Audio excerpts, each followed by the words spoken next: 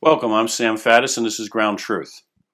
When we talk about the deep state, I think most people envision a conspiracy, a star chamber, a select group of guys in a conference room somewhere, probably a lot of cigar smoke drifting around, and they're all deciding the fate of the Union and how to undermine our democracy. And God knows in Washington, D.C., there really are such conspiracies. Ask Attorney General Barr and U.S. Attorney Durham, who are probably getting ready to announce sometime in the not too distant future a whole boatload of indictments. But most of the time, we're talking about something else. We're talking about something that's a lot more prosaic, but maybe even more dangerous. We're talking about a giant, unelected fourth branch of government, a huge bureaucracy, vast sums of money, corporations making a lot of cash, and policy that just sort of trundles along, apparently oblivious to what those pesky elected representatives of ours want it to be.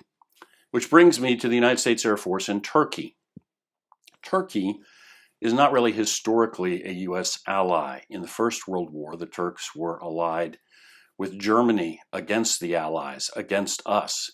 They sat out the Second World War. But after the Second World War, when the Cold War cranked up, the United States and Turkey found themselves with a common enemy, the Soviet Union. The Turks historically have always hated the Russians, fought who knows how many wars against them, although maybe that sort of animosity is drifting away these days. And of course, the United States was head to head with the Soviet Union worldwide.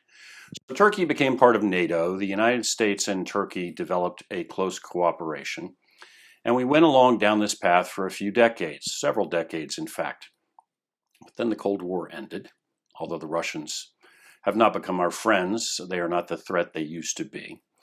And the Turks also began to sort of drift away from the direction they'd been taking for some time. In the aftermath of the First World War, Kemal Ataturk, who became the monarch, in effect, the president of Turkey, decided that the route for the Turks was to go secular, to become European. He made men wear Western dress. He made everybody get a European-style last name. He decided that Islam was the problem, and the more the Turks became European, the better off they would be. Well, now Turkey, for at least 20 years, has been headed in the other direction. It is becoming increasingly Islamic. It is ruled by a party which is overtly Islamic. And its leader, Erdogan, who seems to be more and more acting like a sultan, seems to want to chart an independent course. He seems to want to take Turkey back to being a lot more like the Ottoman Empire and doing things on its own. So Turkey is increasingly closer to Iran.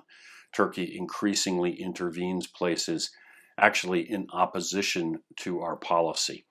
And maybe most alarmingly, Turkey is now closer and closer to the Russians and buying Russian equipment, and most notably buying very sophisticated Russian anti-aircraft missiles.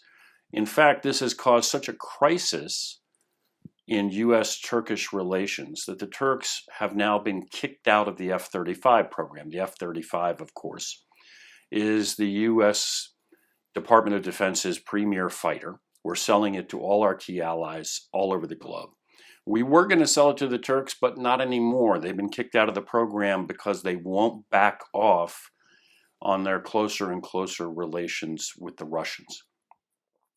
And there is increasing talk in Turkey that the U.S. military installations, which still exist there, most notably Incirlik Air Base in the southeast, may be closed, that we may be kicked out of the country. All a little disturbing, but here's the real kicker, back to the United States Air Force. In the midst of all of this, as we move closer and closer to the day that Erdogan may simply tell us it's time for us to go, the United States Air Force announced recently that it is going to spend $100 million, $100 million on upgrading its facilities in Turkey. Most of that money is going to go to Incirlik Air Base, which may be closed before the money's even fully spent.